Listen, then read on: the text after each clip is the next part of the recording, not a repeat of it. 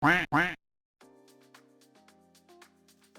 my friends and welcome to a new video. Today I'm going to do a review about the Trak Racer TRX V2.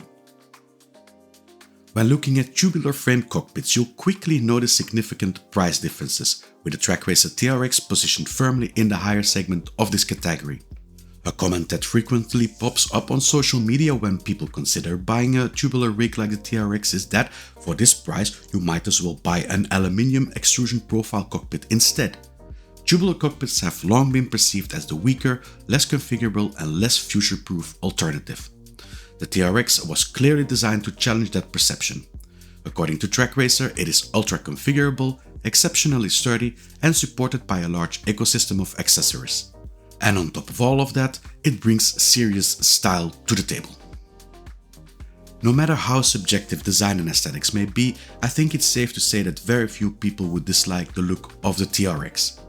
The Ferrari red finish combined with carbon accents, the elegant curves, the cutout TR logo and the subtle decals all come together beautifully. It's a striking design that feels well thought out and premium. That said, before arriving at this final result, there was a rather painstaking 6-hour installation and configuration process. Usually when I build rigs, I am very relaxed. I just listen to some music and build it, and yeah, it's a very relaxing experience, but not with this one. I have to be honest, it was a horrible experience to put it together. The mismatching of the holes with the bolts, the manual was okay, but I needed to search a bit and it was frustrating. So yeah, there were quite a few things that went wrong with the installation. Of course, I also do it alone, so that doesn't help either. But yeah, wriggling the tubes and tightening here, but then not tightening there. Oh, it was not a fun experience to put it together. But then, finally, when you have it put together and yeah, you can finally sit in it, then you are really happy. After going through user feedback and comments online, it became clear that I wasn't the only one encountering these challenges during assembly. The key here is patience. If something isn't working, take a step back, walk away for a moment and come back to do it later. A small but important tip regarding the curved washers including in the kit: hold them firmly in place with your finger and avoid over-tightening them. Applying too much force can damage the paint, which would be a shame on a rig that looks this good. Something good actually for assembly, because when I opened the boxes I had like this tiny little sack of bolts and nuts, and that was it, and I was like, ooh, there was a hole in the box, so perhaps the screws, bolts, they dropped out of it, but that was not the case, because it comes already with the bolts in the frame, and that is something which I can really appreciate, because you don't need to be searching for bolts or this size. No, it is already in it, so you just take it out and put it back. So that's something really really handy. A good tip that I can also give you when you assemble it: don't tighten it from the beginning. I didn't do it because yeah, I knew that you shouldn't, but it's very important, especially for this one. Don't tighten the bolts from the beginning, otherwise you will get into trouble later on. When the people of Trak Racer and Alpine came together, they said, yeah, we want to make a configurable a sim rig, a tubular sim rig. So what shall we make configurable? And I think they just said, yeah, all of it.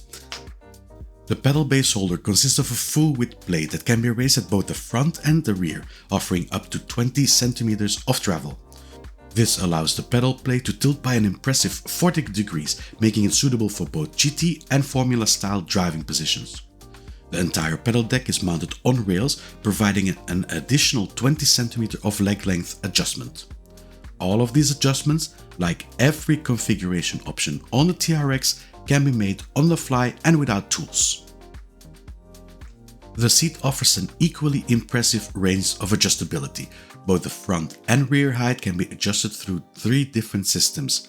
There's a front bar that allows you to angle the seat backward, a rear adjustment mechanism to tilt it forward, and, if you opt for a GT or F1 seat, adjustable seat brackets that further expand the range of motion.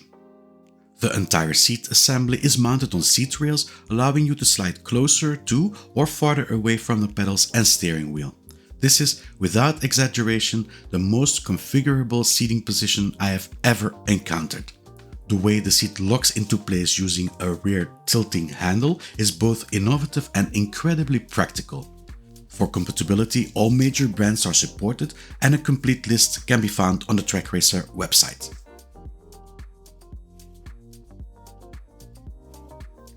The wheelbase mount is another complex and well-engineered system. It can be adjusted vertically over a range of approximately 10 cm using two connected plates with pre-drilled holes. Additional rear brackets allow the mount to tilt, while the entire assembly can be slid in and out by 15 cm. If you're using a wheelbase with a taller housing, such as the Logitech G Pro, you can even flip the wheelbase plate upside down to lower the mounting position further. The universal wheelbase plate supports most common and less common wheelbases, although it is worth noting that the Camo C12 no longer fits using just the side mount brackets alone. When paired with the Camo's Cradle, however, it mounts without any issues. As mentioned earlier, the entire cockpit can be adjusted tool-free and on the fly. Switching between GT and Formula seating positions took me less than 5 minutes, which is quite fast compared to other hybrid systems on the market. One thing I would love to see in the future is a pedal adjustment system similar to the seat's quick release mechanism. Perhaps something for a future V3 revision. The build quality is good. I had some remarks for the installation, for the misalignment of the holes, but in general, when I look at the build quality, so very good materials, very good steel that they use, thick steel. The seat sliders are very good. The paint is so beautiful, so nice color. You can see that it's well painted. I mean, this is quality material. Also the stickers that they use, so the different decals that they have on it, very high quality. So they come already on the sim rig when you get it, and you just pull off the plastic, and very nice. So quality, I think, of the TRX is really good.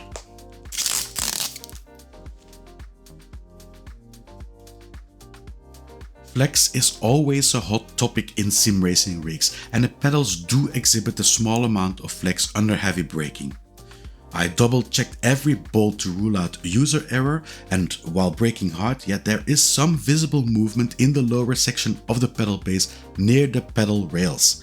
My assumption is that these rails are the main cause.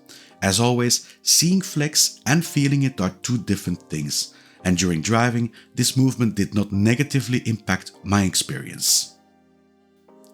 The wheelbase mount, on the other hand, feels extremely solid. One of the improvements in this V2 version is the addition of a crossbar to further reduce flex. Some visible movement is still present, but this is largely due to the rubber feet rather than the structure itself.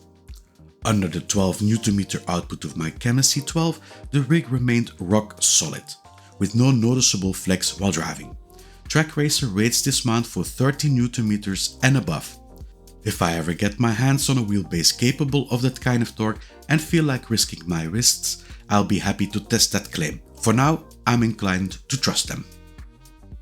76 cm wide, so without shifter holder, 76 cm wide. This must be one of the widest rigs that I have had so far, and I had it 164 cm in length in GT mode, and for Formula 1 it can go up to 2 meters, so it needs a lot of space. This one, weight 89 kilograms. I can tell you, you can feel this when they come deliver it and you need to drag it into the house. You will feel that it is 89 kilograms, so a very heavy footprint for both the length, width and the weight.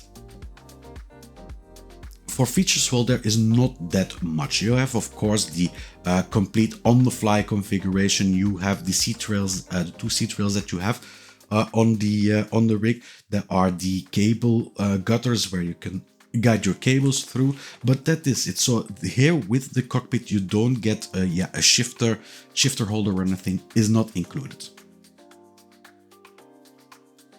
The TRX ecosystem is surprisingly extensive, especially for a tubular rig. This is often one of the main reasons people choose aluminium profile cockpits instead. Available accessories include caster wheels, an integrated monitor mount, a shifter holder and even a harness. It's important to note that the wheelbase plate is optional. The standard TRX comes only with side mount support for Fanatec DD bases. If your wheelbase, like many models from Moza, Logitech, Trustmaster or Kamaz, does not support side mounting, you'll want to order the universal wheel plate for bottom mounting. The seat is also optional. I chose the black hybrid seat, which I'll be reviewing along with the other peripherals in a dedicated follow-up video. The TRX V2 will set you back €999 without a seat. So that is quite a hefty price tag for a sim rig. I think it is, the second most expensive one that I have reviewed so far. Availability for the TRX is via Trak Racer website. You can order from Europe, North America, Australia, Canada, South America normally. So it has quite a lot of availability. The differences between the TRX V1 and V2 have been done mainly to improve the stability of the wheelbase holder. There is, as said before, the crossbar on the front and the added support struts connecting the lower part of the rig to the beam supporting the wheelbase holder. Another improvement would be the added cable management function. And the last change would be the new colors it is available in. At the moment of the review there is a Tifosi red one, a bull blue, a silver arrow and the classic black one. The Trak Racer TRX is a true work of art and a centerpiece for any sim racing setup. But it's not just about looks, it's also an exceptionally capable cockpit. Its toolless configurability makes it ideal for parents and children sharing the same rig, or for drivers who frequently switch between GT and Formula racing. It's sturdy enough to rival aluminium profile rigs and offer an impressive range of optional accessories. That said, assembling it can be frustrating. It represents a significant investment and its footprint means that you'll need the space to accommodate it. Aside that, it's simply brilliant. Thank you all for watching. I hope you had something from this video. Leave a like if you did, subscribe if you want to see more videos. When you buy new hardware, go via a link of a content creator, an affiliate link. That way you can support their channel without any extra cost to yourself. Thank you, have a nice evening, bye bye.